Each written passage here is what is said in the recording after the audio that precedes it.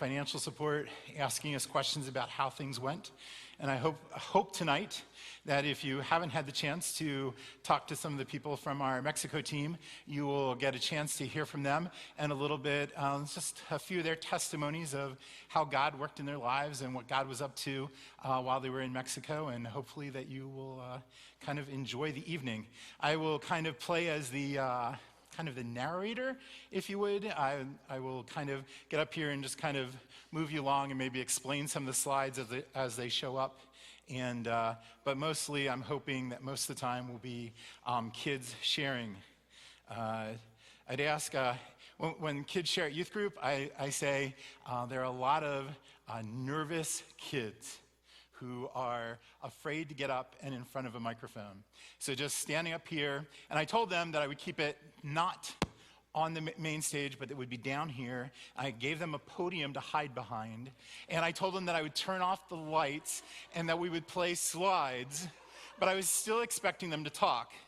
So hopefully that is what will happen tonight. Let's pray real quick. Father God, just thank you so much for everything you do. Thank you for an awesome trip to Mexico. Thank you for the kids that are willing to share. Lord, I pray that you just calm their hearts and calm their nerves and help them to share what you have done, how you've worked in their lives. So we just give this evening to you. In Jesus' name, amen. Just want to start real quick and say, in youth group for the past several months, we've been studying Exodus. And I'm always kind of amazed at how silly the Israelites are, grumbling and complaining in the desert. God had just kind of kicked Pharaoh's butt, and he proved that he was bigger than the Egyptian gods and brought Pharaoh to his knees. He parted the sea, he destroyed the Israelites' enemies. God had rescued them and brought them out of horrible slavery. Yet Israel's response to this spectacular deliverance from Egypt was not always praise and worship and wholehearted trust. Instead, if you remember the story, you can hear the Israelites grumbling and complaining, murmuring, sometimes maybe quarreling, saying, Moses, where's the water? Where's the food? I have blisters on my feet, Moses. Who died and made you boss? And the most famous one probably is, are we there yet? Spiritual amnesia set in quickly and kind of covered over the eyes of Israel's hearts. So soon they had kind of forgotten how gracious God was and how miraculous his deliverance from Egypt was. And I just kind of call that spiritual amnesia, kind of forgetting God's deliverance and provision. And I consider that a pretty deadly disease. The people of Israel, right after seeing God work powerfully on their behalf, with their pockets full of Egyptian jewelry, kind of grumble at their less than 5-star accommodations in the desert. And after enduring a little hardship, and they were hungry, and I have to admit, I can relate to grumbling when I'm hungry, they start complaining. And in Exodus 16:3, they say, if only we had died by the Lord's hand in Egypt. There we sat around pots of meat and ate all the food we wanted, but you brought us out here in the desert to starve us to death. And after all this, God proves himself faithful once again by providing manna. He gives it to them 6 days a week and a double portion on the 6th day so they can rest on the Sabbath. And they had to do it daily because the manna had actually rot before the day was over, except the manna that they gathered on the 6th day would last for an extra day. However, God then requests something incredible. He tells Moses to take an omer of manna. And if you think of omer and how much that is, if you think of half gallon of ice cream or whatever it is now, 48 ounces of ice cream, that's pretty much the size of an omer of manna. And they put it in a jar, and he said to keep it as a reminder. And miraculously, that manna never spoiled, never went bad. God wanted Israel to have a reminder of his faithfulness, how he had delivered them. It was a sign that they could trust and rest in him. God desires us to remember his faithfulness.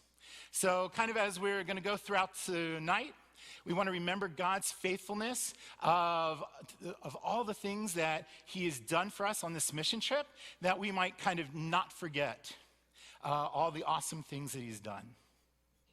So I'm going to start out real quick, and I'm going to talk about our drive to Mexico. Our drive to Mexico was incredibly awesome. It was the fastest drive that we were ever part of. Sometimes there's just need for comic relief when you've been trapped in a van for many, many hours. And Darian brought a horse head along, and he asked me very nicely at the first stop, Mr. Smith, when ordering food, would it be okay if I wore a horse head? And I was like, okay, sure, go ahead. So throughout the whole restaurant, and the boys had taken some scooters along. It's kind of a tradition that the guys on the van trip will take scooters, and they'll scooter around gas stations and restaurants and rest stops, wherever we happen to be. And of course, they were out with horse heads and riding scooters around the parking lot, and I just kind of pretended I didn't know them. But basically, things went spectacularly well. Things went so well that we actually ended up kind of ahead of schedule, and we decided to cross the border actually a day ahead of time. And things were going really, really great until we got to the border. And sadly, I don't have pictures of that. They frown upon, most of the officials have frowned upon you taking pictures at the border crossing area, taking pictures of the army or the guards or the police or whoever. So I didn't take any pictures there. But as we got to the border, and one of the things you have to do is you have to get a permit for your vehicle to go from the United States to Mexico. And we had all the permits, and we had, the sign notarizations and affidavits and everything that needed to be done. And I had 12 forms, and I've done it several times, so I had them all. And you have to duplicate them all, and I had them duplicated and stapled in the right order, and everything was perfect. And we got up to the lady who looked through our papers, and she looked through them all, and she said, "You have a 15-passenger van." And I said, "Yes, we do." And she's like, "Well, 15-passenger van weighs too much to come to Mexico." And I said, "What?" We've been driving to Mexico now for many different years, many different times. And she said, "Nope, you will have to leave the 15-passenger van in the United States, drive it back across the border, because when you actually cross the border and go through everything until you get to the place where you get your sticker." And she said, "Nope, drive it back the other side. You have to leave it parked there. Maybe you can rent a 7-passenger van and put everything in there and drive it the rest of the way." And I was thinking, we have a 15-passenger van filled with Vacation Bible School supplies, filled with Bibles, filled with backpacks, filled with all sorts of things we're going to give out, and nonetheless, filled with 8 big boys.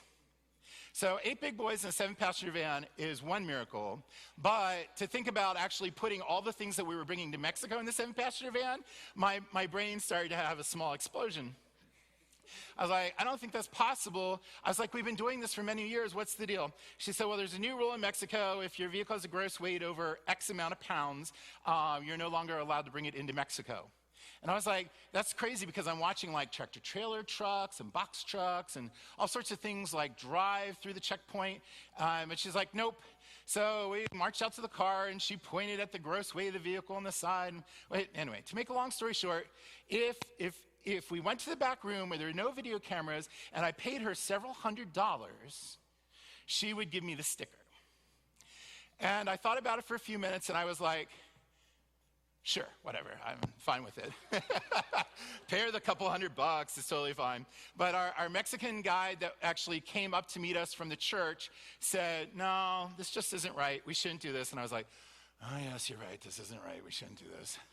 So we said, no, is there anything else we could do? And she said, well, you can always go talk to my bosses. They're at a place about 15 miles away in another location, and you can just drive down there and you can talk to them to get the sticker. So we said, fine, that's what we'll do. So we drove down there, got out, and as we were walking to the door, we were met by her bosses. She had already called and said, oh, by the way, there's this van coming, it's white, it's pulling, what I want you to do is I want you to tell them that they have to come back to me. So certainly enough, when we got up there, they said, oh, what is that your white van out there in the parking lot, the 15-passenger? And I said, yes. And they said, well, you're going to have to go back to the other spot and talk to that lady again, because she wanted her money. But we decided that that's not the way we wanted to go. And the guy from the church just happened to know another guy who had just planted a church in Reynosa, which is where we were. And his name was Ivan? I think his name was Ivan. And Ivan was an importer and exporter of meats across the border. And so he did that as a day job, and he pastored a church on Sundays. And he said, maybe Ivan is actually kind of a little bit of a big shot around here. Maybe he's around, and maybe Ivan could help us. So my Mexican guide called Ivan, and within less than 5 minutes, Ivan just happened to be about a block away and just came over, walked in the building, walked up to us, said hi to everyone, and literally just didn't actually say anything, plead a case, anything, just stood next to me. Literally. He stood next to me, and I went throughout the whole process, got my ticket, put my sticker on the window, and that was it.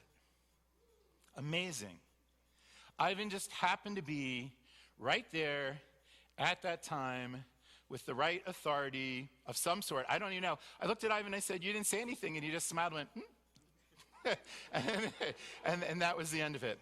So to talk about the plane trip down, I have Caleb Paul.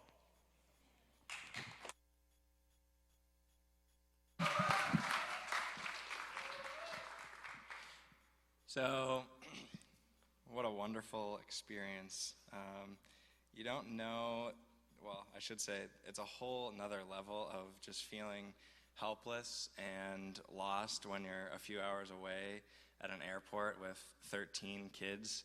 And so this is me with the bags once we finally got to the airport, because everybody wanted to go eat and use the restrooms and whatnot. So that's me hanging out there, and after our first flight got canceled, we were supposed to leave Wednesday night. We left Thursday morning instead, and finally got to the airport, and everything was pretty crazy.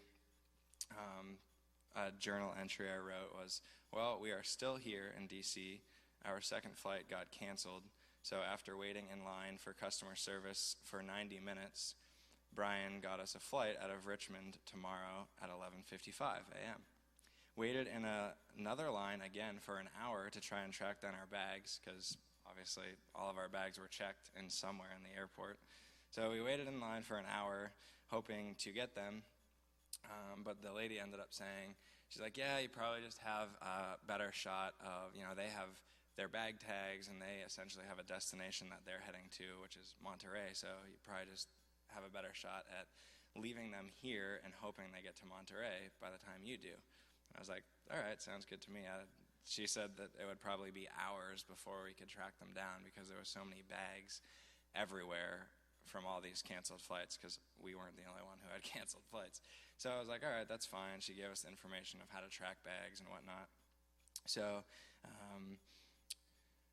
then we waited 2 more hours for Willie to come with the bus, and then we had a 2-hour drive over to Richmond Airport. So you can go to the next picture. So this was us hanging out in line. It's a pretty long line. It was about 2 hours. We had slowly watched the line grow, and then when we finally heard that our flight was canceled, I was like, well, I guess we better go get in that long line that was literally down the entire hallway. So you can go to the next one here. So this is us when we finally, the next day in Richmond, were boarding our flight. So there was a lot of emotions.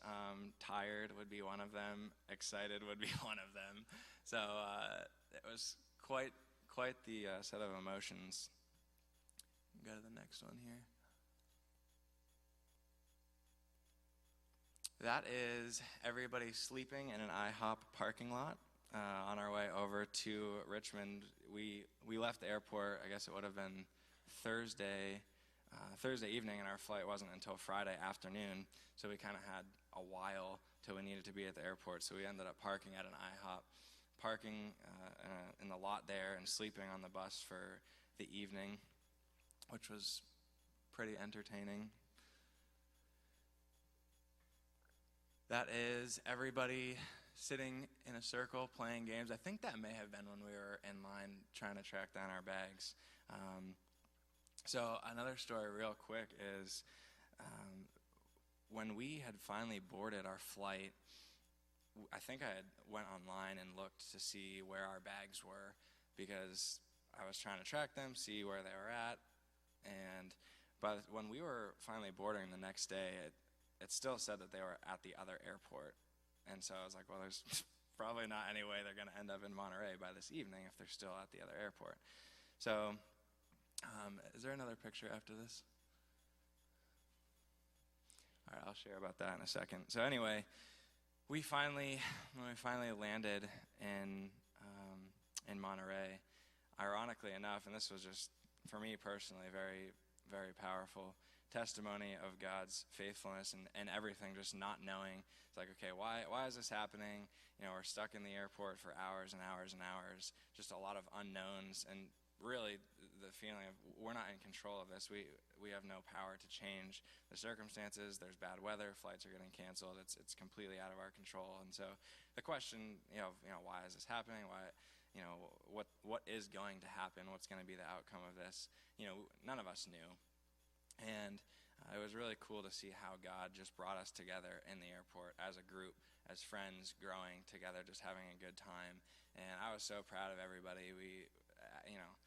Yes, there was a lot of emotions, but everybody just had a really positive attitude. And I shared with everybody, I was like, look, this is an experience that you can take with you for the rest of your life. Hopefully, most likely, you're not going to have another experience like this where you're stuck in an airport for, a day and a half. But this is something that you can take with you for the rest of your life. So enjoy it. It was a lot of fun for sure. So when we finally landed in Monterey, I'll never forget. We looked out the window, and there, coming off of the plane that we were on, which we got on from another airport, were all our bags getting unloaded from the plane. So our bags ended up somehow being on the same flight that we were on. And when we went up the escalators to the top floor of the airport in Monterey, all of our bags were literally in a perfectly straight line. There was no other bags around. It was just ours, of our group, in a perfectly straight line there, just waiting for us. And that was just a really special thing to see, that God had our back, a relatively material thing, needing our bags, but also just seeing that God cares about the small details, and God is in control of the little details that are completely out of our control. So that was really neat testimony. This was a young boy that I had the privilege and honor of sharing with on one of the nights that we had evangelism, and he was a really neat young boy. He shared that he grew up Catholic, and that I'll never forget it, he just thought very seriously and intently as I shared with him about the Lord and gave him the gospel bracelet, and he ended up praying with the interpreter, and she asked him if he wanted to pray, and he prayed a prayer of asking for forgiveness, and just analyzing his heart and where he was at. So that was a really, really neat opportunity that I had personally for myself. So, yeah.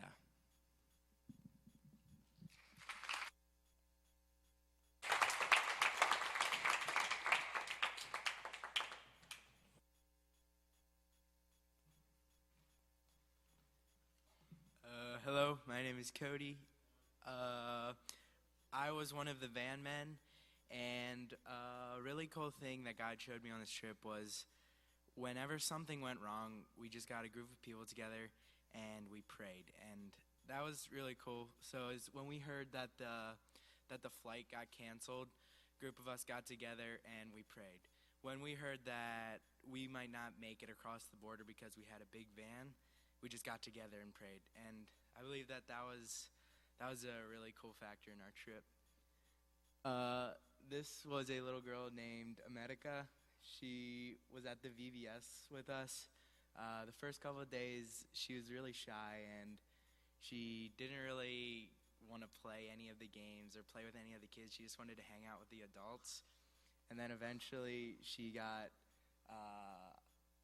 a little less shy and started playing with us, and then the rest of the time we could never get away from her, and she just wanted to be with us the whole time. This was us sharing the gospel with people. We were handing out gospel bracelets. These ladies were getting a haircut, and they were like, what are you guys handing out? And so we got to share the gospel with them, and it was very awesome. And this is me attempting to make balloon animals. Thank you.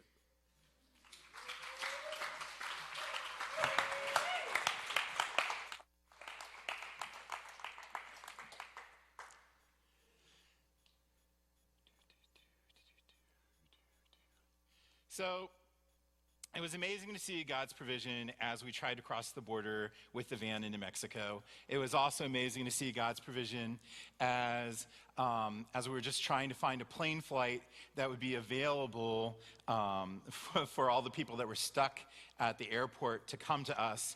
And I was actually on the phone for many hours and trying to contact the airlines. And of course, there were so many flights were canceled. So there was, an hour wait just to talk to someone.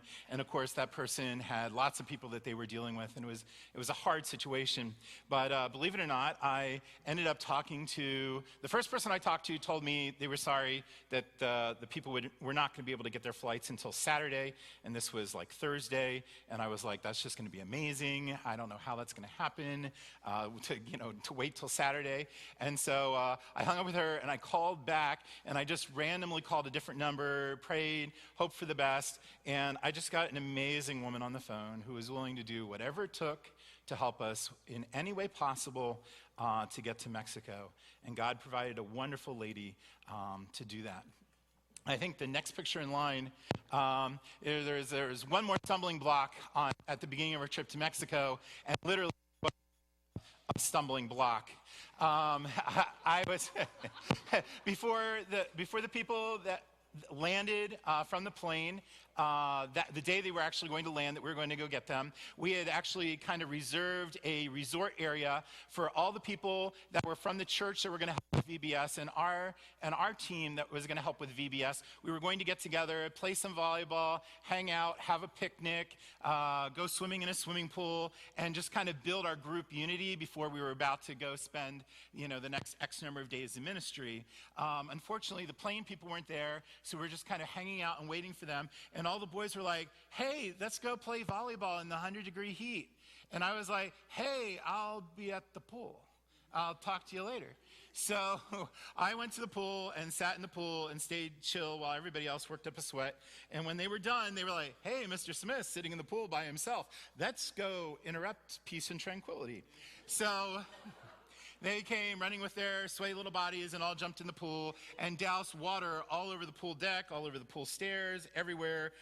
Everything was soaking wet. And at that point in time, I was like, hey, I think I'm going to go relax somewhere else now.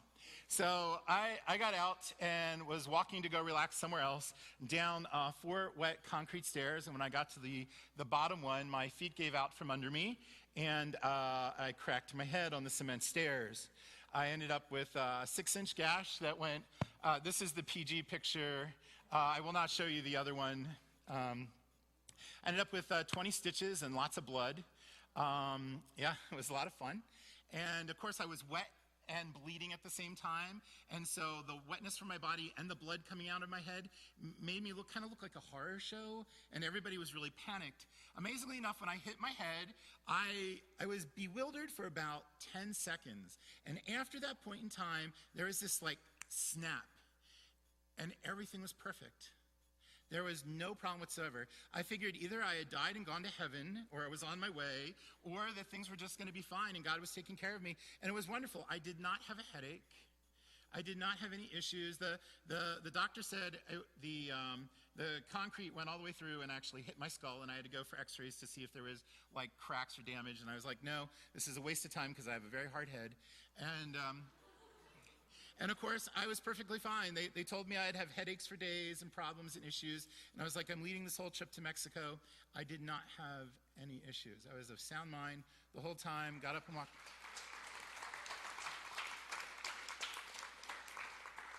So I knew it was going to be an awesome trip to Mexico because they tried to stop us at the border. They tried to delay us for days on getting on an airplane. and they tried to knock my head open. And there were prayers from people, and my guess is most of the people that were praying didn't even know what was going on. They were just praying for safety and provision, and God was taking care of us the whole time. So I knew our trip was going to be awesome because, why would there be so much hard work against us if our trip wasn't going to be a good trip? So the following day, we went out into the neighborhoods and we handed out flyers. We did this 2 days in a row. We went out and handed out a bunch of flyers, and we actually hopped in cars that had speakers in the back of them, and people would just go out and literally, this probably happens in your neighborhood all the time, but people would actually drive up and down the roads and make announcements and tell everybody about the Bible schools. We had a Bible school at the home church, but we also had a Bible school at a remote location called Estancizuela, which is where we are right now. We went and prayed, and then we just went out for blocks and blocks and blocks, handing out invites and telling them to come to the local high school where we were going to have a vacation Bible school. And Elsie's going to talk now.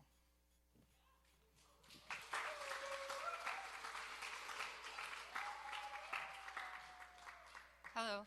I got to be at the Bible school that was in the remote location in Estancizuela, in the public school courtyard. And this is my third year going to Mexico, second year as a leader, and 2 years prior, I had met a girl. A bunch of us had made friends with her. Her name was Barbara, and this year that we went, she was too old to be a part of VBS, so she helped out, and that was just something cool that I could see that God was using the seeds that we had planted previously. My favorite moment was the first day of Vacation Bible School.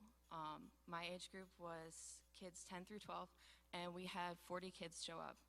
And these are the kids that we had been praying for, that we got to hand out flyers on the streets and invite. And as we sat down for the lesson, I just started crying, and I felt just amazing love for all these kids. I wanted them to be there so badly. I didn't care what they looked like or smelled like. I wanted them all to be there and to just know how much God loves them.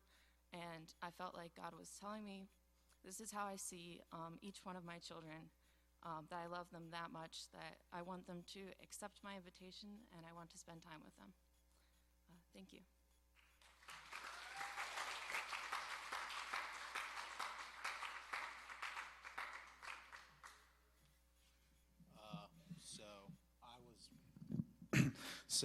I was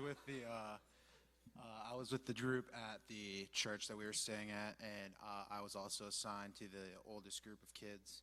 While I was there, I was really praying that I can make connections with the kids. The first day for me was pretty rough in the VBS because while I was with the oldest kids, I was like, this is great. They're not going to be all like rowdy and jump around and like try and climb you, which is nice. But at the same time, I kind of found out that's like they're old enough where it's like they kind of don't need your help with a lot of things. Like they get all the projects. They can do it all by themselves. So I was kind of wondering the first day, I was like, man, I kind of feel useless. So I was really praying that I could like, just get to know the kids and talk to them. And I'm trying to think. The one in the middle, the one holding the ball, his name was Max. One of the times when we were eating, having snack, found out that he took like English classes at school. And, it was just like a huge blessing to me because, I could talk to him, he could talk to everyone else, and then I could kind of just have conversations with the rest of the kids. So that was like a really nice thing. So I thank God for that. It's helped me get relationships with the kids.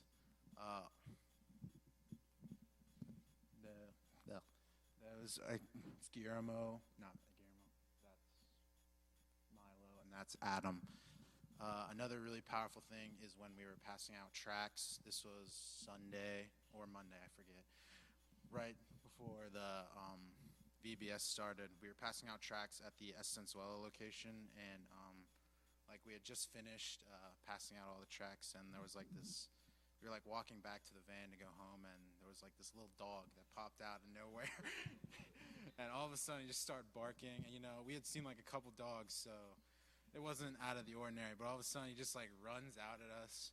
And, I kind of back away because, I don't know, this dog could have rabies, and I don't really feel like going to the I don't really feel like being the second person that goes to like the ER this trip. And all of a sudden I like twist my ankle. So I wasn't really happy about that. And I prayed because, next day I had to wake up and be like all energetic with these kids and like my foot really hurts. So after that happened, I just tried to have a good attitude. And then later on in the day after that, we were kind of relaxing, playing soccer, and I twisted my other ankle. So that was just a very, very fun time.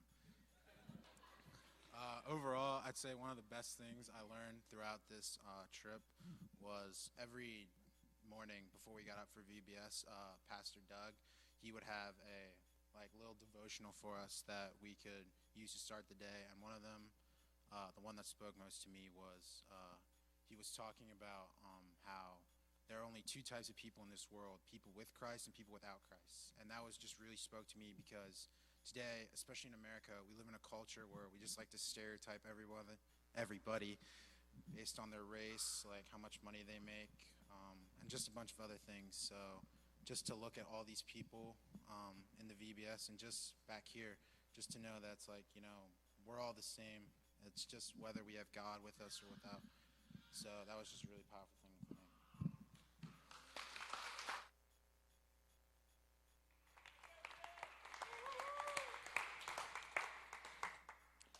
On Sunday morning, we went to the church and enjoyed worship at the church. We were able to sit through their service. It was wonderful. The worship leader actually mingled both English worship songs and Spanish worship songs, so we could just all kind of enjoy and worship together. Jonathan.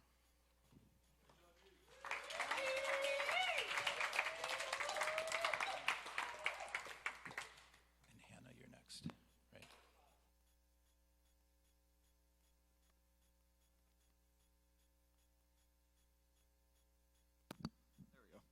Hello, I'm Jonathan.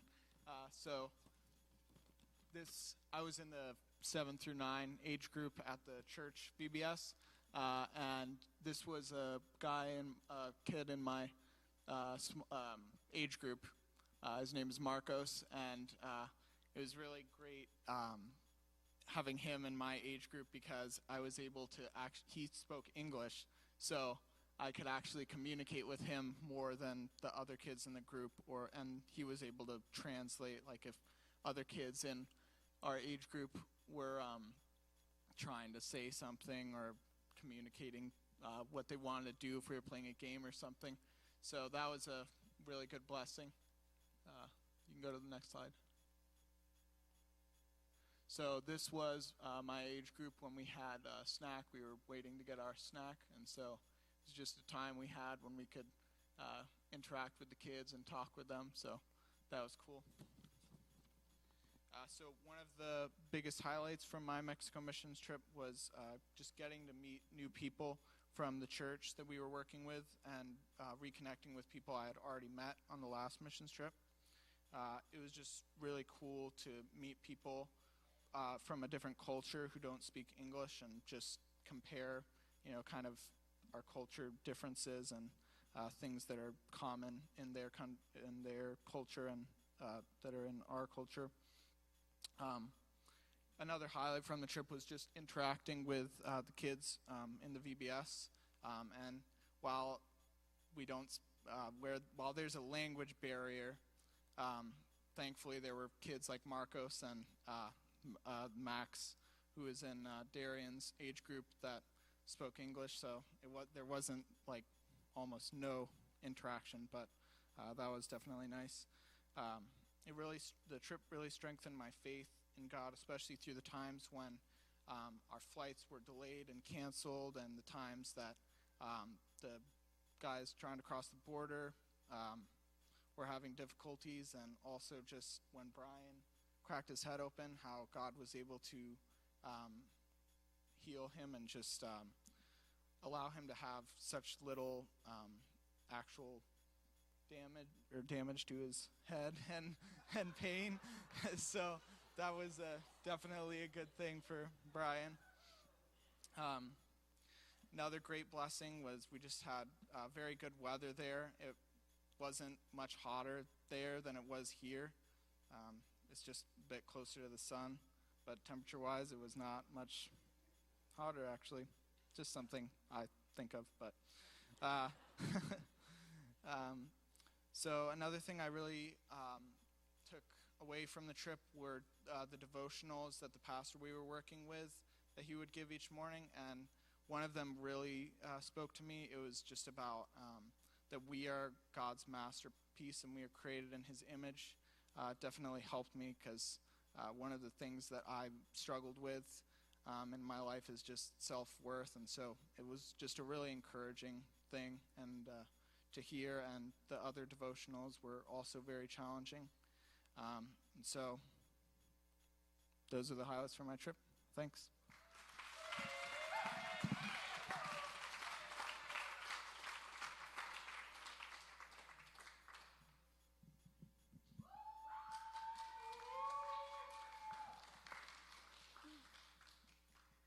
Hi, my name is Hannah.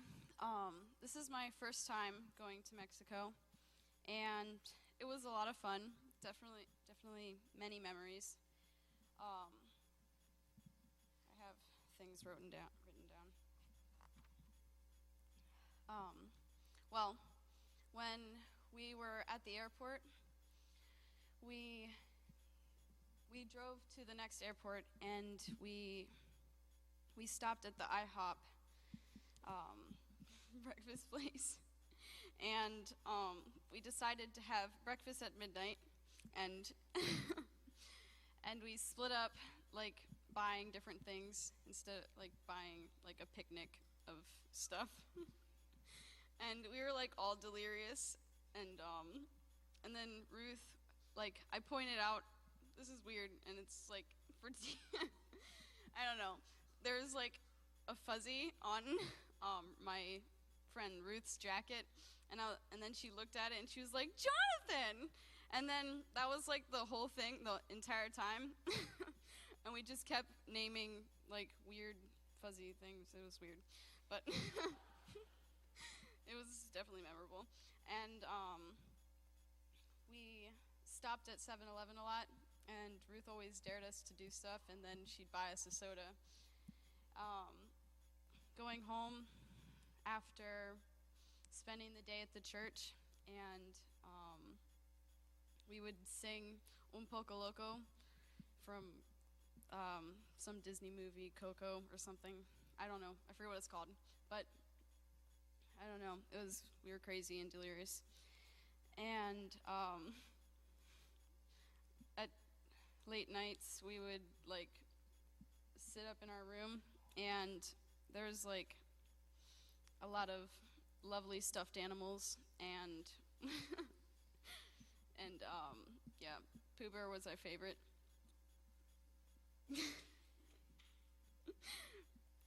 Playing with the kids at VBS. My favorite, although it's not nice to have favorites, was was probably America, because she was crazy and she loved to play with you, and she gave you like a lot of attention, and she'd always like cling to you and want to do stuff. But all of the little girls, they loved tag, which was like boldo, or like the Mexican version of tag, and they loved being tickled, is what I found. So if you couldn't talk to them, just tickle them.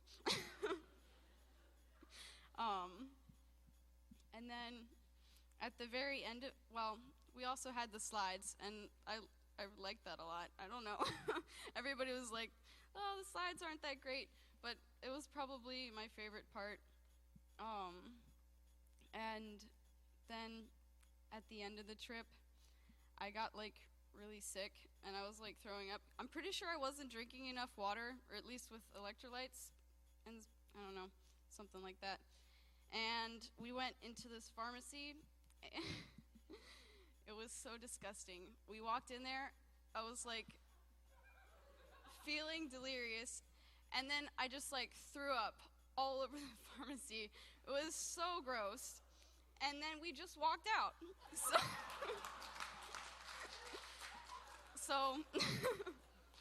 That was great. And and yeah. So I made a lot of new friendships and mended a lot of old ones.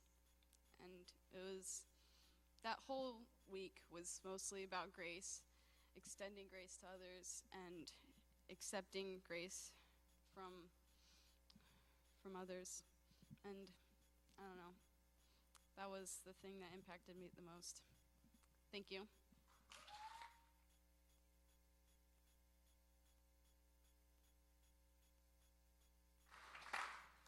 As several people have already mentioned, every morning we'd start out with devotions, and the pastor of the church, Doug, would give us something to think about every day. And I think just being away from everything and kind of being unplugged and just concentrating on God's word, devotions were very powerful and a very important part of our day. And next up is Aiden.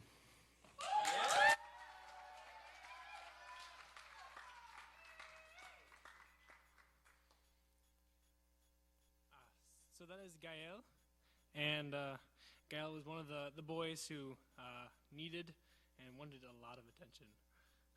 So, in all, it was great. Loved all the guys. But I feel kind of weird saying this, but in reality, the first day of ES for me was awful. I felt useless. I felt emotionally dead. I was totally off focus. And I really think that's the reason God did not bless that day, the VBS, or the carnival that followed afterward. Yeah, it was just terrible. But starting even just that night, and then into the next day, God was working in and through those circumstances and through others who were around me.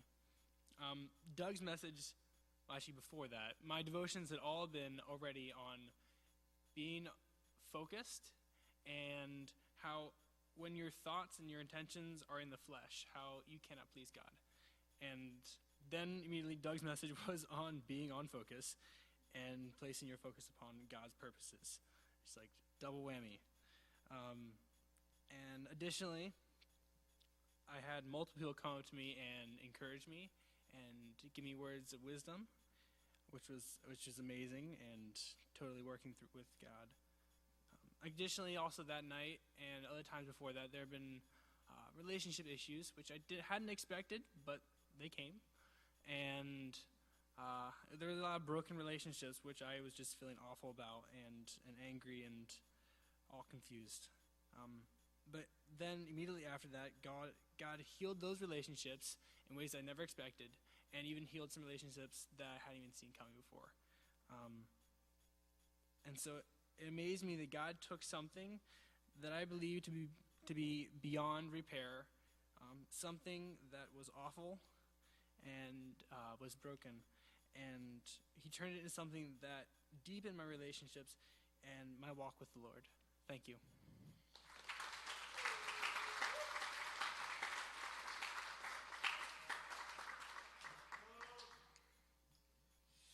Okay. Well, out of the many awesome experiences that I had in Mexico, there was a couple highlights. And one was definitely Doug's devotionals.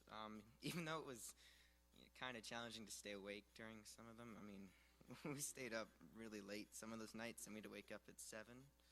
We ended up waking at 8. Yeah, they were really good, and they were really meaningful and impactful during the whole trip. My favorite one was probably the one about how we're God's masterpiece that Jonathan talked about. It really got me thinking about how we are God's masterpiece, and that it should show through our lives. We can let it show by reflecting Him and letting Him work through us. And another highlight was, definitely the kids. They were so fun to hang out with, even though we couldn't really talk to each other. I still bonded with many of them.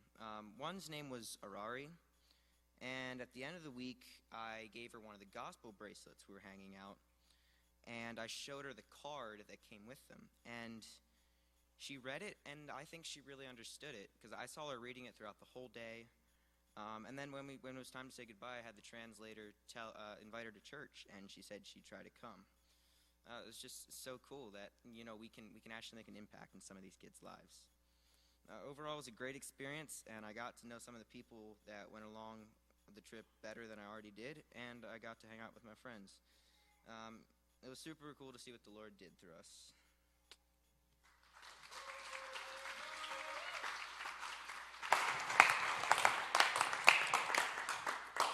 The one location where we had VBS was actually at the church itself.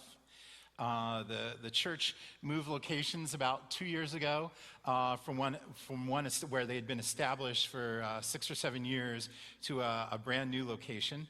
So that they had not been there for too long. So it was great to introduce the church to the people of the community to the church through a vacation Bible school there. And I think it went really well. And the next person that's up is Claudia.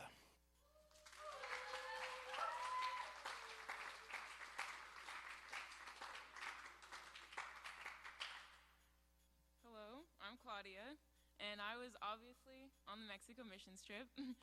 This was my second year going, so I was really excited to go and stuff. And when I heard that there was going to be 2 VBSs, that was really exciting. And I really wanted to be in the Estanzuela one because that was going to be outside and in a location where the kids didn't really have a church. And I felt like I was going to be teaching them more, but when Brian said everyone's names, what groups they were, I was with the church group. So I was really discouraged by that because I just felt like all the kids that were going to be in that group had already gone to church. Like most of the kids in my group that I was assigned to go to the church. So I just felt like I wasn't really going to be making an impact. And then the first day that we went, I got a cold, a really bad cold, and being inside, it did not help at all. So I felt absolutely terrible the first day. I just did not want to be there. I was not as happy as I wanted to be. But as the week went on, I started to grow so many relationships with a bunch of the kids, and it was just so great because I think there was 3 kids in our group who spoke English completely. And so it was great to be able to talk to them and for them to translate for us. And I think what really made it known to me that that was a good group to be in was when all those girls finally accepted me and let me sit at the cool table. And that was just such an amazing moment for me to be able to hang out with those girls. And I know that most of them go to church, and even though that they already know Christ, I think that it's good for them to see someone from America who has taken time to come and talk to them, so when they are teenagers, they can hopefully remember me, maybe. Some of the highlights of the trip also were when we got stuck in the airport. Last time we went, we got stuck in the airport as well. So we already knew that you had to take advantage of anything that you could do. So we played lots of games in the airport, leapfrog, ninja, just through the airport and stuff.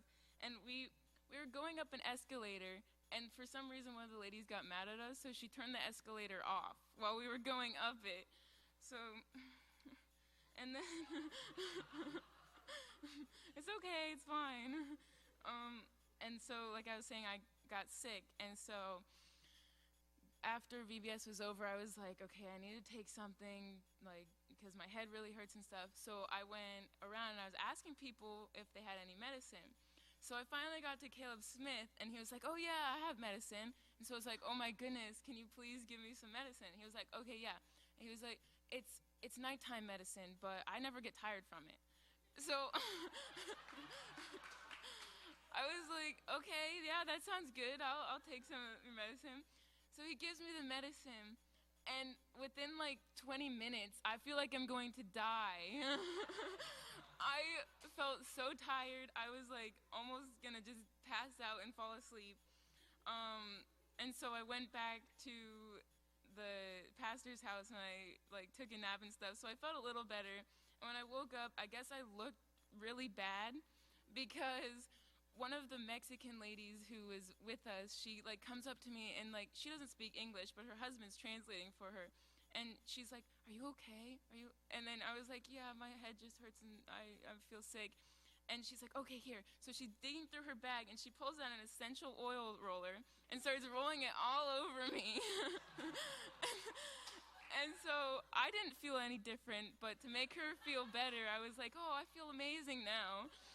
And another essential oil story. I was so it was like a few days later, and I still felt a little stuffy. So I said to Caleb, I was like, "Hey, Caleb Paul, not Caleb Smith this time." I knew better this time. I said, "Do you have any essential oils?" Because Caleb loves his essential oils. And he got so happy that he was like all dancing. He was like, "Yeah, I'll go get you some essential oils. What do you need?" And so he runs upstairs and he got me some essential oils and stuff. And also back at the house with the girls, almost every night we would get like different juices to try. And so we tried some really nasty juices and some that were really good. And then also one night, I think it was our last night there, we were laying on the roof. we were laying on the roof, and Ruth and I were both staring at the sky, and I guess no one else was. But we saw an arrow of smoke that was like this, flying in the sky, and then it turned into a big puff of smoke. So we say, no one else saw it, but Ruth and I say that it was a dragon that no one else is allowed to see except for us. So, yeah, that's my Mexico experience.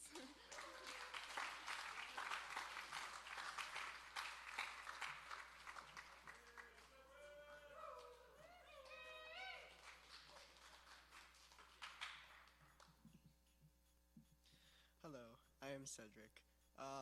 Mexico was very interesting.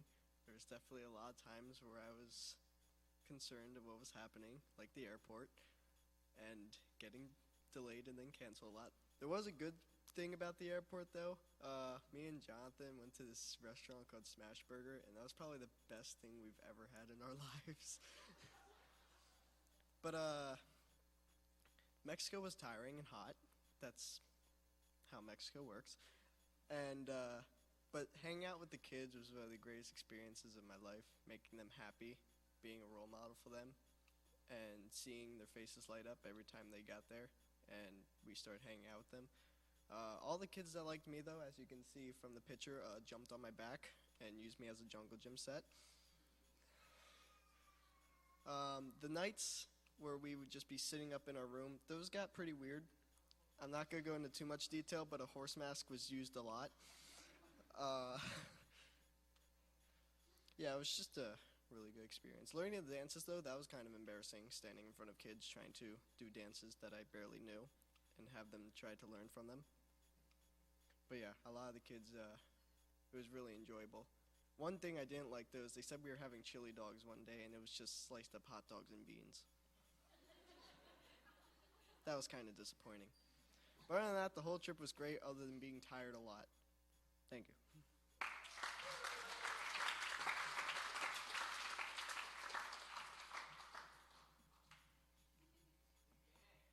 Hello, everyone. Mexico trip started out, I was kind of sad for the beginning of the trip. It was kind of boring for me. And I don't really like traveling to begin with, so it wasn't going well for me. And I'm sitting there in the airport, and I hear that my flight gets canceled, so that I wasn't happy about that at all. And then it got canceled again. So I really was not happy. So I was thinking how we were gonna get down to Mexico, and I was thinking too much, and we decided to drive to the other airport, and we finally got on a flight. I'm like, we're finally getting down there now.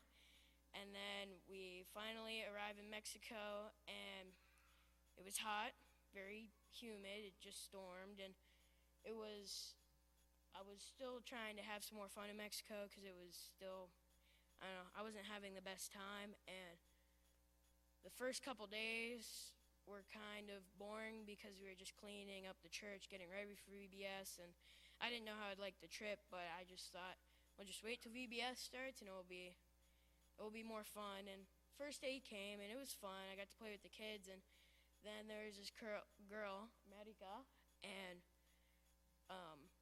as the days went forward, she became less shy, and Cody and I, like, all the time, she was with us, like, doing crafts, snacks, everything we did with our group, she did it with us, and it was awesome, and that made my trip a lot more fun.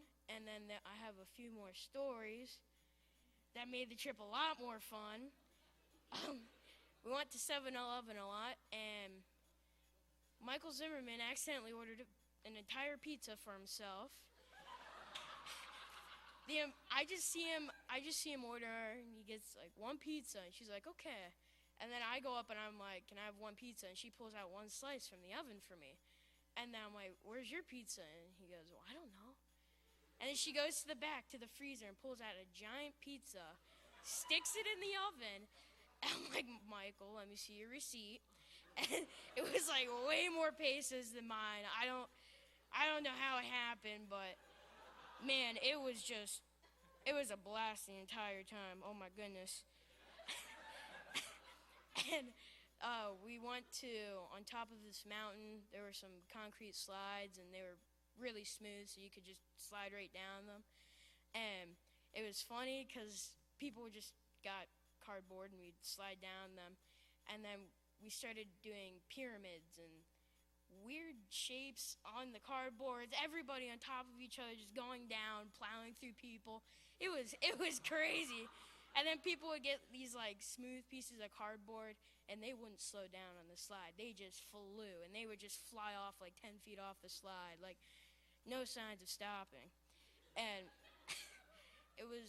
Mexico was fun. Using a different currency was really fun for me because almost everything you paid for in gas stations and smaller stores, you just paid with coins and not just bills like you do here. And that was really fun. And to wrap it up, we were on our flight home, and I was kind of excited to get back home, and I'm trying to sleep on the plane. It's our last flight, and I was trying to sleep, and then I hear like the ding button or something on the plane, so I look up at the buttons. None of them were lit up, and I'm like, that's odd. And I look across the aisle to Clark, and the assistance button was pushed, and I'm like, Clark, what are you doing? He goes, I was like, what? And then the lady comes, and she's like, how may I help you? And he goes, can I please have more cookies? And she's like, sure. And she goes to the back and grabs him more cookies and brings them forward for him. So that was a good way to end our trip. So that was awesome.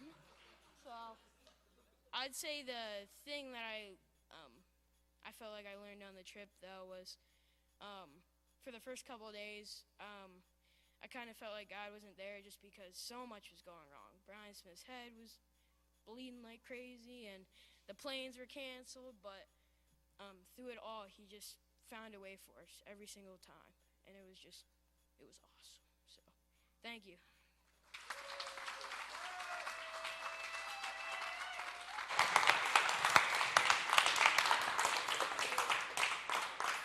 So the second place that we had VBS was a location called Estenzuela.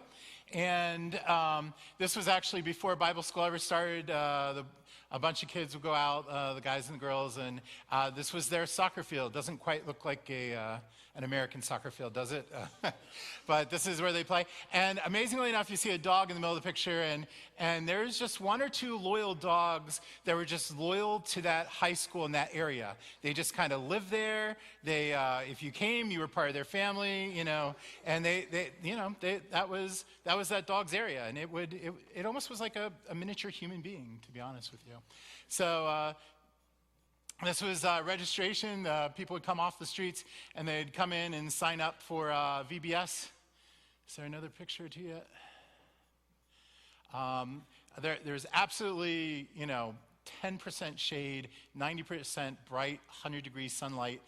They actually, the stories were about King David. So they actually had built a castle, and we had a castle as a backdrop there, and we just set up tents and then, tarps between the trees and the tents so everyone could get a couple inches of shade.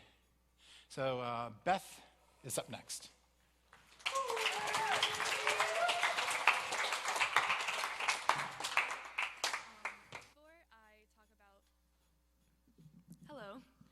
Before I talk about VBS, I would just like to quickly go back to the airport and give a shout out to Zimmy. He bought everyone a donut in the airport while we were waiting, and that made my day greatly. And also, Elsie and Caleb Hall were amazing handling all of us in the airport. And a funny story from when we were in Richmond waiting for the flight to actually take us to Monterey.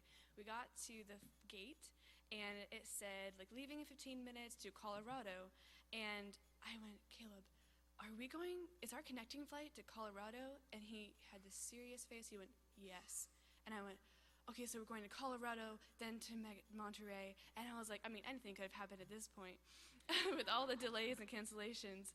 And so then I talked to Elsie, and I said, is this true? And she goes, yes. And then, in my mind, I was like, man, we're going all the way to Denver, Colorado. And then they just said, Beth, we're joking you. And I went, oh, okay, great. We're going to Monterey. But they really did an awesome job with all of us. For VBS, something that really, really was humbling was the last day. And Doug, who is the pastor of the church there, has two daughters, Kelsey and Kendra, and they were helping with the VBS at the school. And it was the last day of VBS. We had packed everything up, and we were driving back to the church to have lunch. And as she was driving, I had gotten in the same car with her, and she had said that one of the boys who was in my group, his name was Christopher, had come up to her and had said, it was really great being here.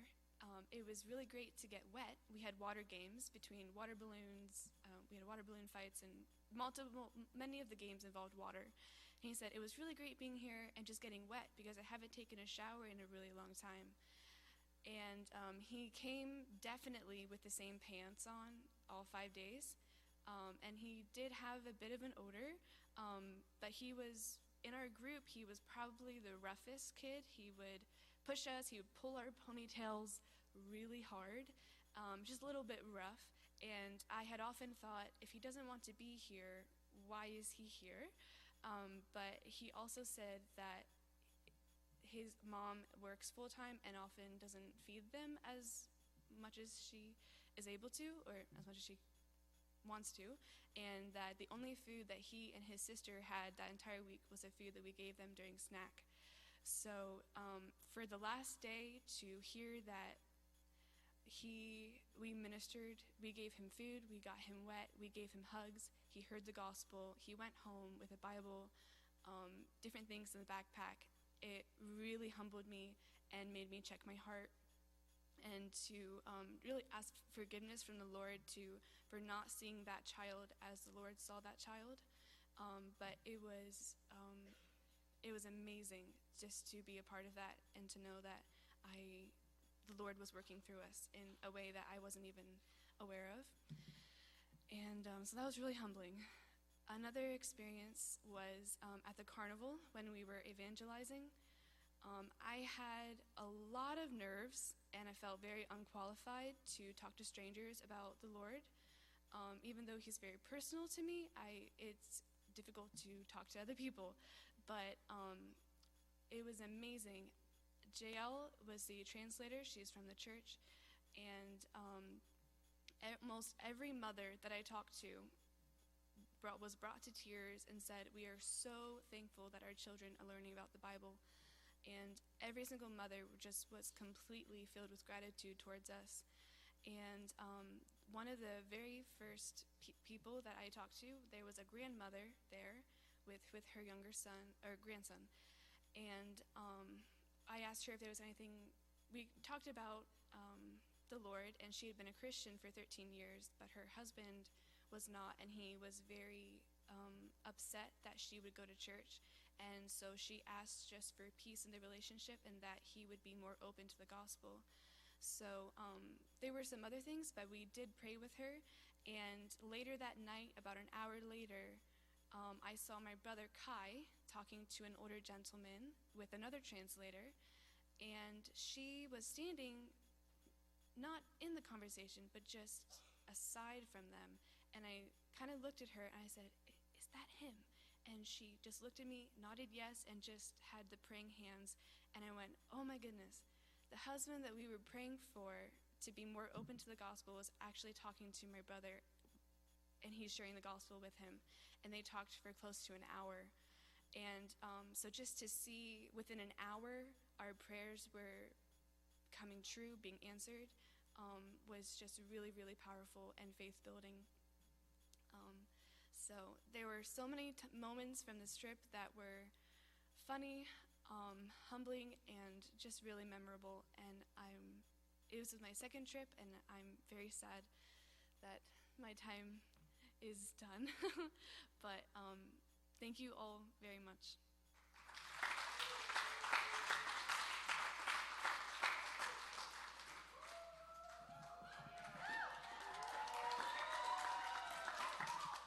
Hi, my name is Lydia. These girls were on my BBS team. They were really sweet. At first, they didn't want to participate in like the VBS games or the songs or stuff. But after, like towards the end, they really wanted to participate then, and they got bold and stuff. A few of my highlights was definitely going on the plane. That was my first time. It was so much fun. I was actually wishing there was more turbulence because it was just so much fun. Also, I got to make a lot of new friends. That was really great. And a quick story.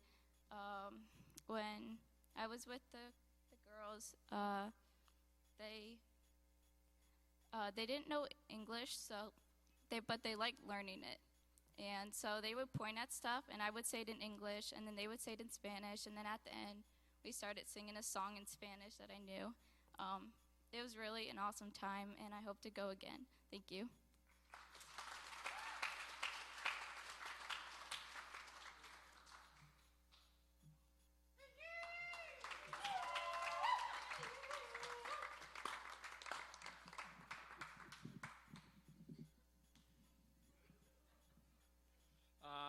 To describe my week, I would say blessed.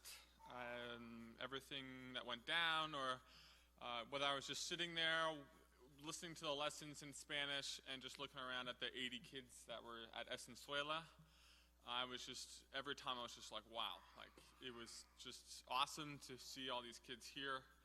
It was just such a blessing. This trip was interesting for me. Last time I went down, I was one of the youth. I wasn't one of the leaders, and this time I was a leader. And so I wasn't sure what to expect or what that was going to look like or at all. And then Brian hit his head, and the next night, he's not staying at the retreat center that we're at, and he's going home. He's like, "All right, you're in charge." So I'm going, "Oh crap, okay." So that was kind of played a little bit of my role. The rest of the time was just barking at people, keeping people in line. I felt terrible, but it was good. So it was learning to, in my devotions a lot of time then, it was learning to be like Christ, setting an example of servanthood. And all right, like we need to set up the castle. We had to carry it all the way from the bathroom, which is like, across the courtyard. And so, all right, guys, you 4 guys, come on, let's go get this castle, and then I go over and grab one too, and so it was really good. And so living as Christ was kind of my week. The first day of VBS, though, was kind of interesting. I was with the youngest group, so it's like, all the little toddler kids. The first day was terrible because I came in and they were just like this the whole time, and I'd be like, "Hey, come on, let's play a game," or, I'm trying to get them interacted, or, but they were just like, the whole time, all day. I mean, it was just terrible. It's like, I can't get anything done with you guys. It's like, it's pressing. So we had to make some moves. I ended up going the next day I moved up to the oldest group, and then things seemingly went really well. The smallest group, Kai took in charge, and they were jumping around and having fun, so I don't know if they were just scared out of their wits with me or what, but it ended up being a great blessing, because I got to be the older kids, and they would speak in Spanish more, and I know some Spanish, so I could understand what they were saying and try to speak back, or just yell at them in Spanish to line up or to listen or whatever. So it really worked out. Some other highlights, the guys' dorm was always quite humorous. It was really cool to see a bunch of the guys, to really kind of speak into some of the guys' lives, to sit down with them, get to know them more, or to see them come out of their shells. It was really amazing just to see the transformation that the Lord was really doing in the guys' lives. It was awesome. Jokes, there were a lot of jokes that went around just between guys and stuff. It was quite humorous. And it was an awesome time. Thank you.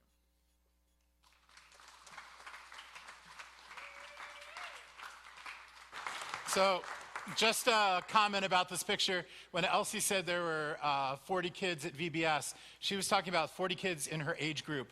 This is the age group, the older age group that Micah helped out with the second day, and there they are trying to line them up to go place. Quite a sizable group. In the evenings, we did both VBSs during the day. Oh, and this is also the team that did the Estenzuela Bible School in the afternoon. That's kind of the leader picture. And then after that, I think is, yep. So we're like, okay, so we're going to do VBSs. And in the past, we did a big VBS in the morning, afternoon, and then we do a big VBS in the evening, and we do 2 of them a day. And it was like, okay, so what would be even crazier? Let's try to do 2 at the same time and then do something else on top of that. So, because, you just idle hands type of deal. So let's just do as much as we possibly can. So came up with this idea that we were going to do an evangelism carnival in the evenings. So this involved us having various carnival games, balloons, the people from the church cut people's hair, they did manicures and nails, we did hoops around lollipops, we did plinko, clowns and balloons, all sorts of stuff. To get as much attention as possible, we ended up gathering about 130 to 150 people every evening would come to our evangelism carnival. And then once everyone was kind of there, and we gave away tons of prizes and tons of candy, we made everyone sit down, and we performed a mime. I'm sad to say that we are not performing the mime for you tonight. We have a couple people from our group that are absent and sadly in key roles of our mime, so we decided not to do that in the evening. But they are available on video on Facebook. You may gladly go watch them. We'd love for you to see them. But we did a different mime. We did 2 mimes alternating in the evenings. And so we kind of had 2 teams. We had this team that was doing clowns and games, and then the other half of the kids were concentrating on mimes and evangelism. So when different kids said they were out like handing out gospel bracelets and sharing their faith with other people, that was like what they did for half their time. So on one night, one team would be the clowns and games, and one team would be evangelism, and then we'd switch every other night type of deal. So this was the grand scheme, grand plan. We had never done this before on a Mexico trip, and this is what we really wanted to do, and I had lots of high hopes for it. And the first night, as everyone kind of said, their first day just didn't go quite as well. Have you ever had those dreams where you picture something in your mind and it is just perfect? Well, it didn't happen that way the first night. And to be honest, I was quite discouraged. I was like, Lord, is this going to happen? I really would like to see our kids engaged in sharing their faith with more people. I really would like to, see this all take place. And the second night, things got a little better. And the third night, by the third night of our evangelism carnival, it was just amazingly awesome. Just everything worked out perfectly. It went incredibly great. Kai is up next.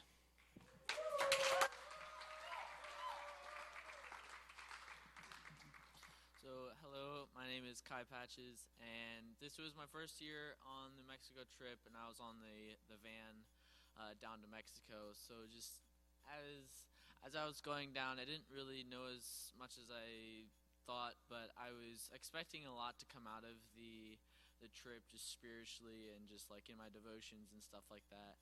And as I was going down the van trips to the hotels, I'd wake up early, do my devotions, just kind of doing stuff, and it just wasn't ever going perfectly. So it's just like we got down there and just things didn't really seem right, and we were just handing out gospel tracts, and it was exciting, but just spiritually something fell off. It just didn't really feel right. I just didn't feel in the right position or spot with the Lord.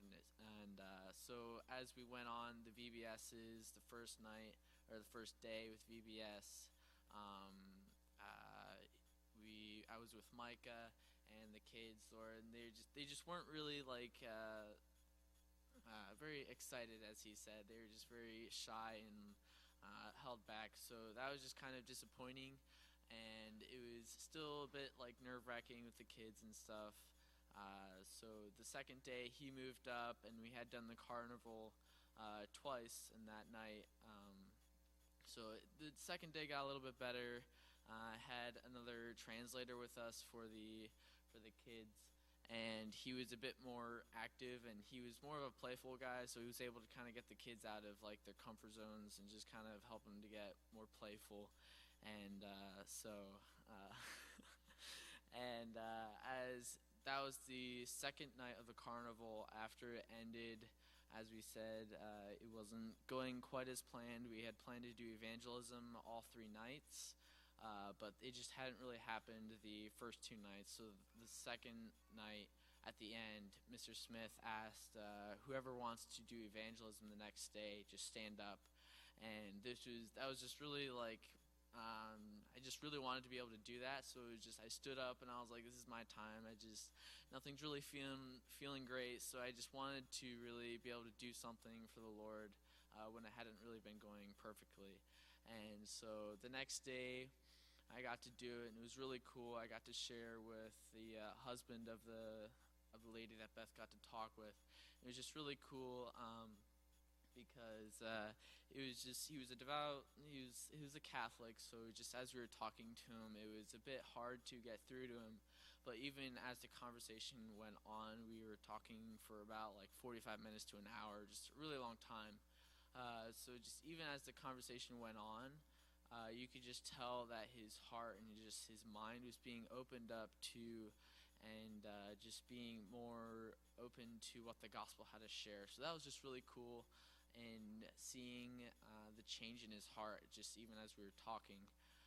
So in the end, he didn't accept the gospel, but like it was just really cool to see him being more open to what we had to say. And just really hope that as he went home with his wife, he would just kind of be more open to what she was doing and things like that. So that night, I went home. Basically every night, I would stay up late with Micah and Mr. Smith. We were always the last ones to get showers, go to bed, kind of thing. It was lots of good talks, and that night, Mr. Smith and I were talking about how the Israelites just kind of always ignored the miracles that he was doing for them, and just what he was doing for them, and how just how ignorant they were of the power and the things that he had done for them. And just he released them from Egypt. He had led them across the Red Sea, just all that. And it really just spoke to me because just with all the flight issues and the van getting across the border, I just hadn't really looked at the small things that he was doing just to build up to what he had planned. Just getting across the border, Mr. Smith, he didn't break his skull open. It was just, there was a big gash, but it could have been a lot worse. And just the people, they got here with their flights, they got here with their baggage. That was just awesome to see. And there were 80 kids at each VBS. Like, that was just a huge turnout. It was really cool to see all the small things that he had been doing. I really felt like I was a full-blown Israelite, just ignoring all the things that he had been doing for me and the team. It's just really cool to see that, and just have some great talks with all the guys and stuff like that. So yeah, that was just really neat. and just being able to share the gospel for the first time and everything. So yeah, and I also would like to thank you, everyone who is praying for us, praying for me. It was just very meaningful, and yeah, thank you very much.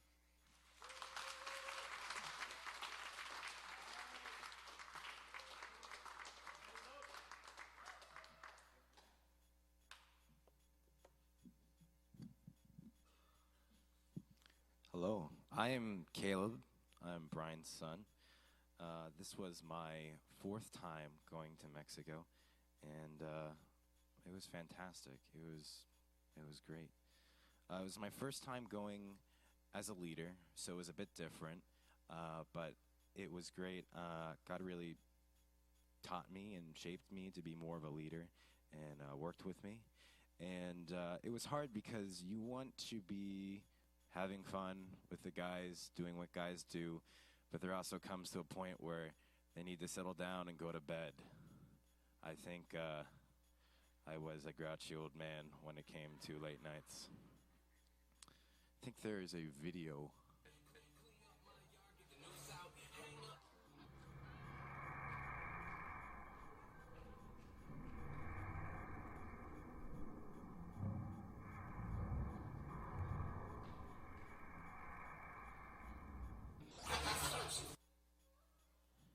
Guys, that's really cool. That's really fun. Can we please go to bed? One of the things that God really worked through me was finding peace in the chaos and understanding just the Mexican culture more, as they are so focused on relationships and families that the to-do list and the time that we're supposed to leave is second-handed. So we'd be planning to leave at like 5, and we'd be leaving at like 5:30. And it was something I had to learn to be at peace with that and to trust in the authority that God had put over us and before us. And I was assigned kind of 2 things to help with for the Mexico trip, the mimes and evangelism. I was very excited and passionate about evangelism and ready to do that. The mimes, I was not feeling as great about or confident. We did skits, mimes, and I had never directed one before, really had like a hand in one before, so I was feeling really unsure about it. And we went through like our first practice, and I was just like, I don't know if we're going to be able to get this all done. And I'll bring Danny on. If you know Danny, he's helped with multiple musicals and skits, and I'll bring Danny on. He'll do the hard lifting. He'll show me how to do it, and I'll be educated. And my dad and Danny were like, "No, you're good. Just go with it, work with it." And I was like, "No. We need to find another time to meet." So tried to schedule this thing before youth group to have the kids meet, so we could add more time and have Danny meet up with us, and it just didn't happen. The kids weren't able to show up, so I was just left, and I went, "All right, fine. I just do it by myself, if that's what my leaders are instructing me to do." And the kids absolutely killed it. I thought the mimes and the skits were just so incredibly powerful, and it was just humbling for me that God would use me for that, and just to see the kids doing that, it was awesome. I was very just happy and also humbled that I got to play a part in helping them learn to share the gospel and to get their feet into cold water. Just meant so much to me, and to see just how God worked through all of it. And in Beth and Kai's story is just amazing. So I'm just humbled and so grateful for that. I'm so also grateful that there was not only an EMT but a doctor when my dad fell.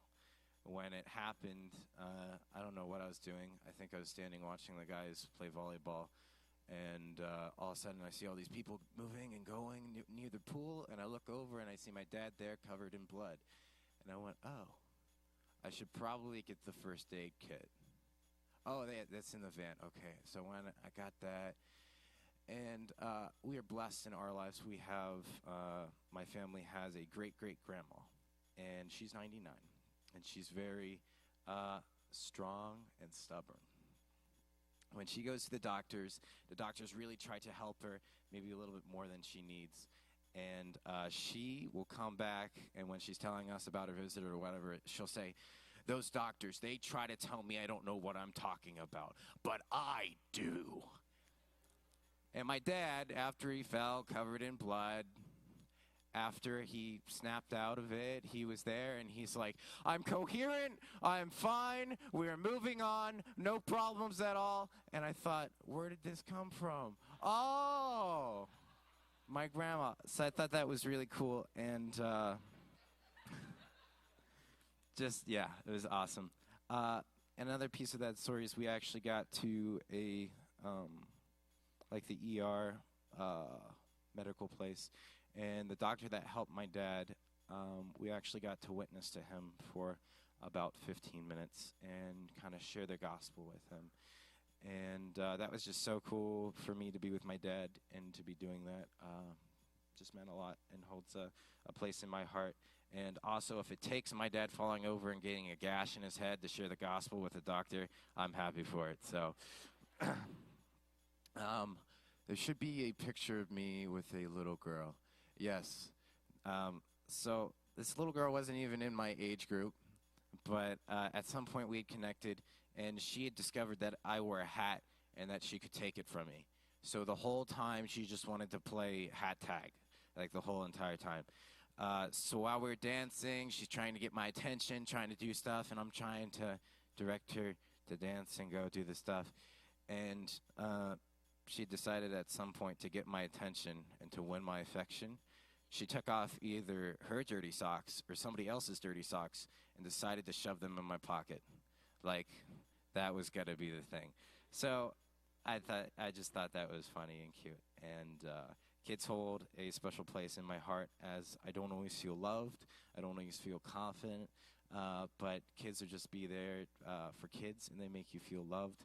So not only were we ministering to the kids, but they're always ministering to me. I think they're, I don't know, one of the closest things to heaven that we'll see here on earth. So in a nutshell, Mexico was awesome, and just so grateful to be a part of it. And yeah, God is good.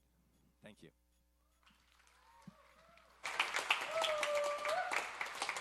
Good job. So we did a lot of stuff. We spent a lot of time doing VBS in the morning. We did our evangelism carnivals in the evening. We spent time getting to know the people at the church. But yet we squeezed in a little bit of sightseeing. So we went downtown. There's a picture of our group kind of in the plaza downtown. Is there another one yet, maybe? Ah, yes. And we ate Mexican food. Believe it or not, Mexican food in Mexico is more delicious than it is here in the United States. And so, yeah, we did a handful of things. We did the concrete slides, which for some reason I do not have a picture of. I do not know why that is. We went to see Horsetail Falls, which is kind of a, it's like a miniature version of Niagara Falls. How about that? And just a handful of fun things before we came home. And the next up is Clark.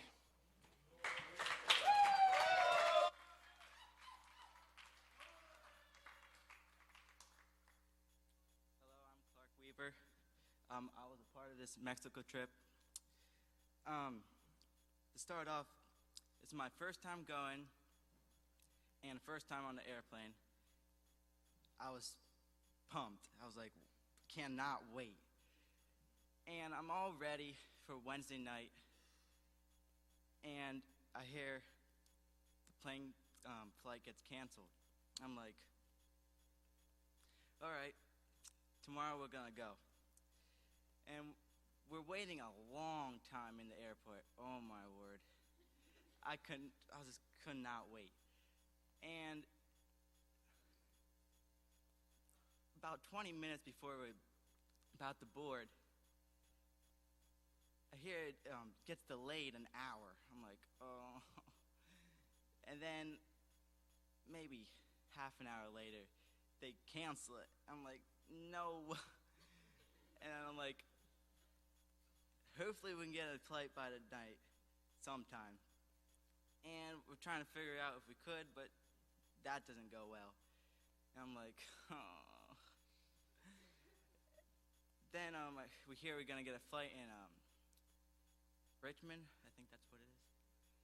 And I'm like, good, we're gonna get there. And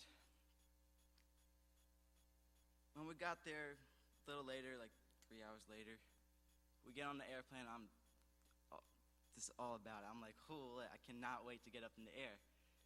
And we're going out onto the runway, and I'm sitting there, I'm like, come on. And then all of a sudden, vroom, going down the runway as fast as thing can go, and I'm like, yes. And then, well, we're starting to go up. I was looking out the window like, this is awesome. And gradually seeing the ground disappear. We're about like 5,000 feet up. I was like, whoo. It was amazing. Wow. Once we got there, I was blown away by the scenery. I'd never seen a mountain in my life, that big at least. And I was like, wow, this is crazy. And it was hot, which I actually liked the heat, so I was happy about that too. While down there, I got to meet a few kids. That's Christopher, and another one was Brittany, Aurelie, and Jonathan. The one I got to share the gospel bracelet with was Jonathan. He was over in a corner, didn't look like he was having a good time. And I was like, I actually didn't sign up to do this, but I'm going to go over there and give him a gospel bracelet. And that was the coolest, the best decision I ever did. He like started to cry when the translator was reading the card to him. And it's like, this is going to make me cry. It was a good experience. I enjoyed learning the dances and then being up on stage every time in front, teaching the kids how to do it, and they're just wobbling around trying to do it. It was very enjoyable. I like how it didn't matter if you messed up, which I messed up a couple times. It was fun. It didn't really matter. Nobody cared. We were just there to have fun.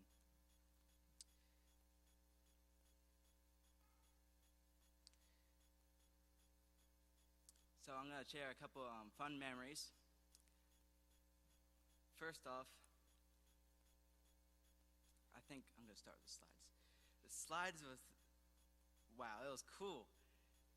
We're flying down there like we didn't care. And then I had the idea, a couple other people had the idea, we're going to go down feet, like standing on our feet. And we're not just going to slide, we're going to stand the whole way. So I try, I get a piece of cardboard, and I wipe out. That wasn't very fun. I got a big brush burn there. It hurt. Man, I was on top of the mountain. When we were up there too, there's a scenery place, and that was amazing just to look over the whole city. It was amazing. Holy.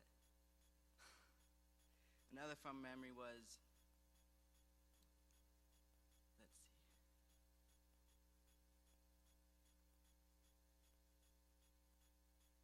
I'm going to share about you. Holy. So,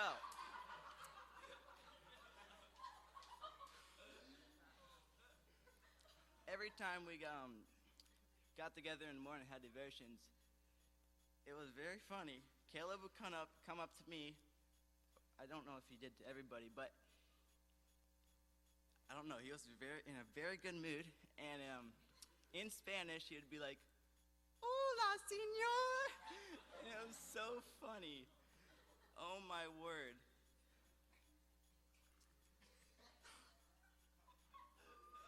Oh. To wrap it up, I want to thank everybody who supported us and for all the prayers. I especially want to thank Brian, Caleb Smith, Elsie, and Caleb Paul. Yeah, thank you guys. You made it the best. Yep, I'm done.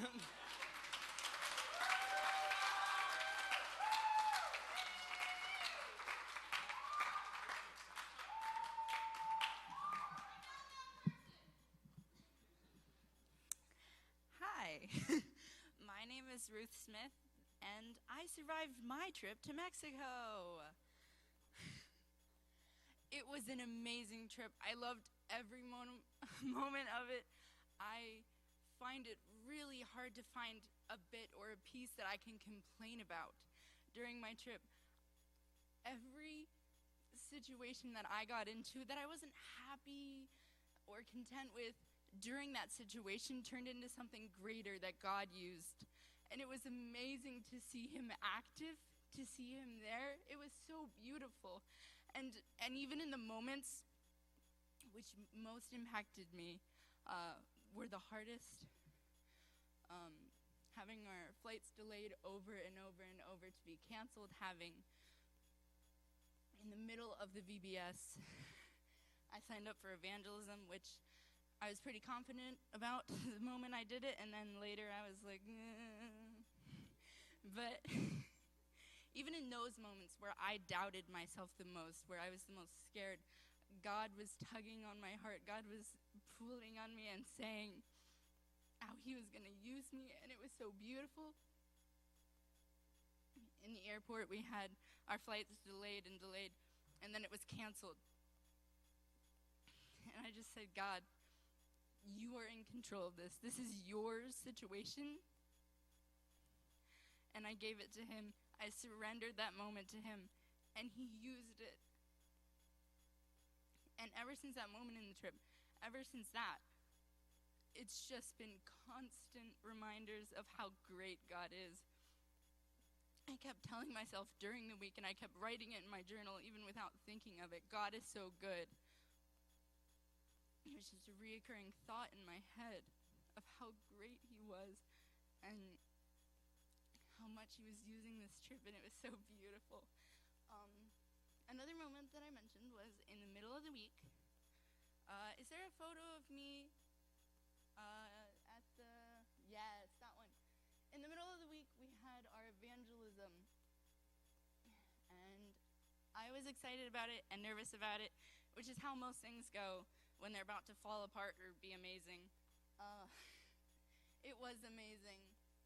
I got to share the gospel with this beautiful young lady named Areli, who I loved so much. That day, I was feeling very unconfident in myself and in me going and just sharing the gospel. I was like, God, me? You want to use me for your great plan to go talk to all these people? And he did. He showed me that he can use anyone, that he can use me, that he can do amazing things.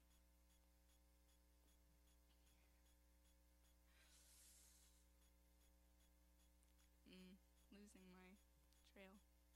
Sorry.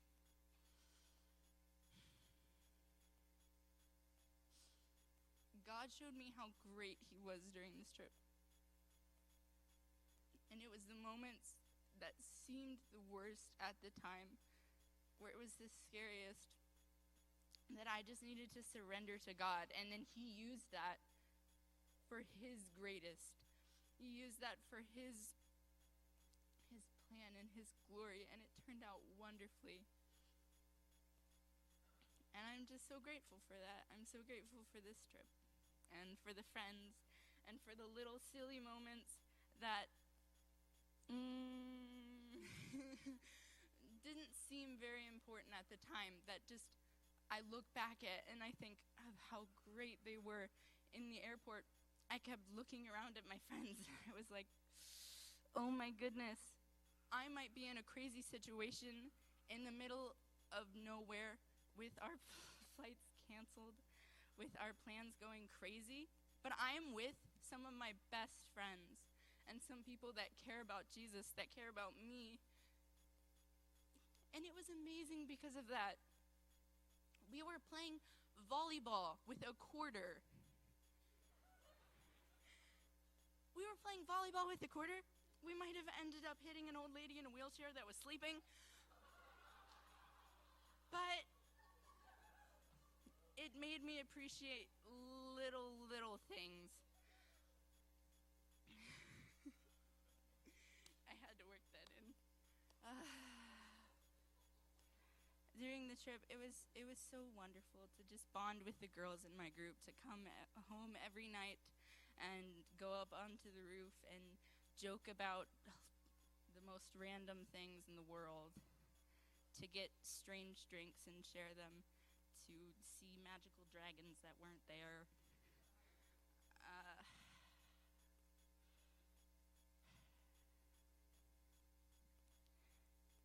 It was just a really wonderful trip. Thank you all for praying for us, for our team, for being there.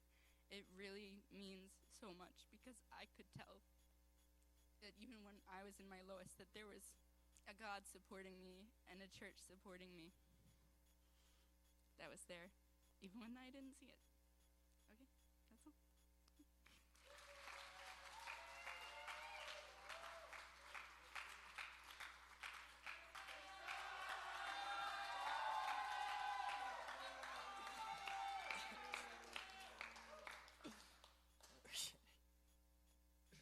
I'm Jason, and Mexico was just an amazing trip. It was very eye-opening, and I didn't really know anybody in the beginning of the trip. Like, maybe the only person I really did know was like Micah, because I talked to him at like youth group, and I didn't know like anybody. So and he was on the van trip too, so when I went on the plane, I didn't know anybody there either. So it was really fun. And I just love Brian's headphone theory about you got to put like, I don't remember what it was, but I don't remember what you said, but it was good theory.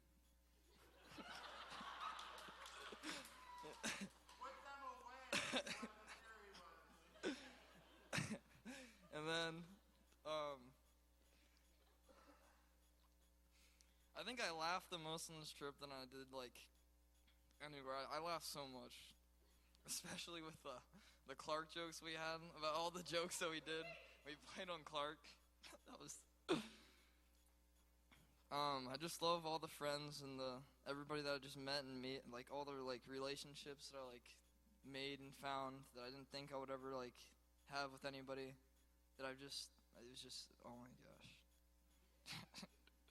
And I'm not a dancer. I did not like the dancing. And then I did not like dancing at all. But I still did it because the one lady apparently said that, I don't know, Brian told me that the one lady said the only reason I was in the front dancing is because I looked cute. That's what.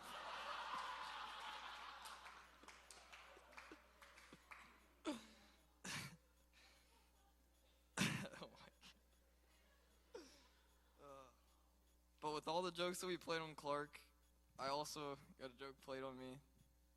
That I did not know the traditions in Mexico. Even though it wasn't my birthday. My birthday was yesterday.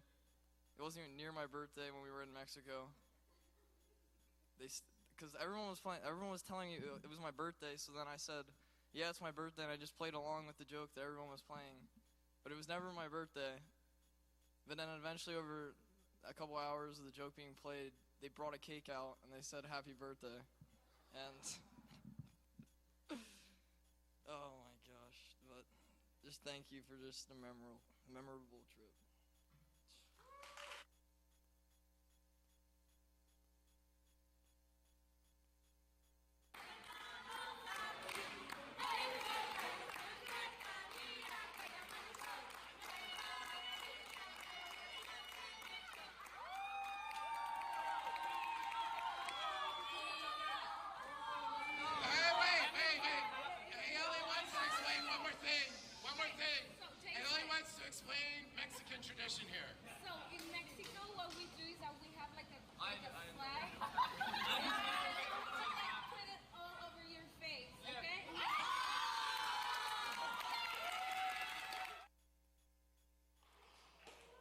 So yeah, every year we've gone to Mexico, amazingly enough, it has been somebody's birthday. Like somebody from the team, truly, it has been their birthday. And I think the last time we went, it was 2 people's birthday. So we ended up celebrating birthdays. And this year, nobody had a birthday while we were in Mexico. And, until the second to last day came, and somebody came up to me and said, "It's Jason's birthday today." And I was like, really? I had no clue. I've got all the passports, birth certificates. I filled out all the forms. I'm pretty sure I would know if it was somebody's birthday. They're like, well, it is. So certainly enough, I went through my computer. I looked up all my scanned birth certificates and passports, and it wasn't Jason's birthday. Jason's birthday is in like September, right? It was actually yesterday, right? So I was like, well, who cares? Mexican tradition is they love to smash a piece of birthday cake in the birthday person's face. And what better tradition to learn about while we were in Mexico than the birthday tradition? So I had no problems buying a birthday cake for Jason because A, I was hungry for some cake, and B, I was hungry for some fun. So certainly enough, Jason had, quote unquote, no clue what hit him. So recently there's been a trend on the internet. If you spend any time on the internet, people post and they'll start out their post by saying, "Today I learned." And actually tonight I learned a bunch of things I didn't know before. Some of them punishable. No, I'm just kidding. We had a wonderful time in Mexico. The kids had an awesome time. I'm a little selfish when it comes to mission trips. I do realize the purpose of mission trips is to evangelize and take the gospel to places where it hasn't been, and to share the gospel with people that don't know Jesus. And that is the number one priority. But the number one priority for me as a youth leader is I like to take some kids and see potential, and then take a little watering can and try to water that potential a little bit and hope that it grows. And I know there's a lot of fun stories shared and a few inside jokes that probably no one understands other than the 2 or 3 people that were laughing. But this mission trip made, it made a difference in the kids' lives at the VBS. It made a difference in the evangelism carnival. It made a difference in the people that we were able to share the Lord with.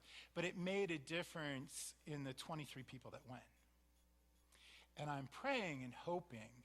And I have to say that, I talked about that carnival, and I talked about it was disappointing because it wasn't, leading up to exactly what I was hoping for.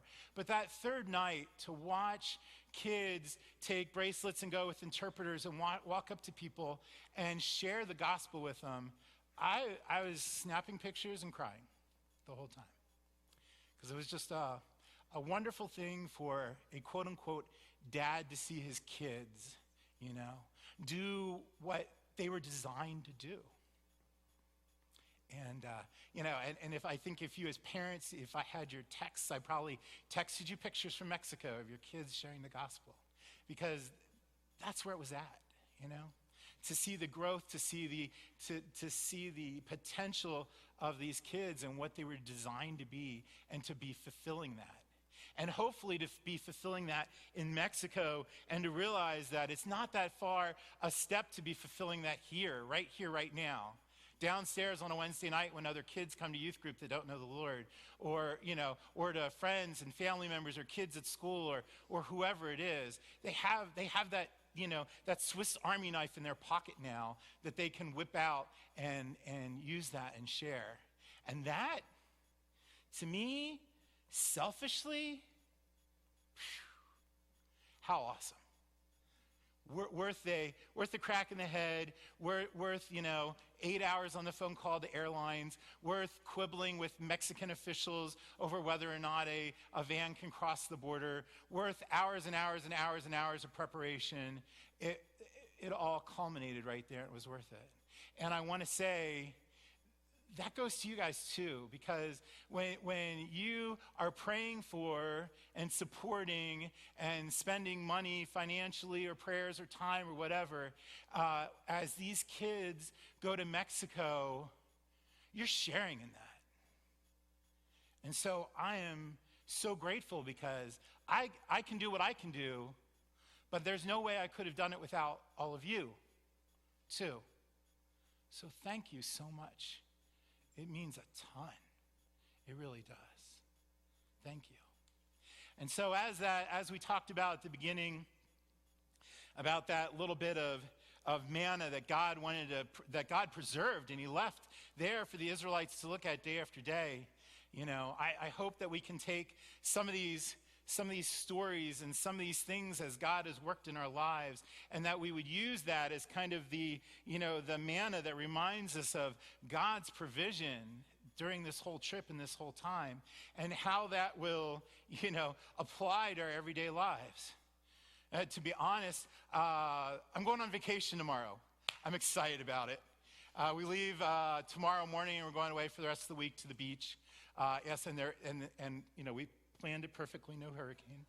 So, but yesterday, my septic alarm went off, and figured out it's going to cost good money to get that fixed. And of course, we just did all of our wash and all of our clothing and all this stuff. And of course, it's a Saturday night before Sunday, before the Monday we leave on vacation. And I've got to call the septic guy because all this stuff needs fixed. And we, and of course, you spend a bunch of money on vacation. We're going to spend a bunch of money on our septic, all this stuff.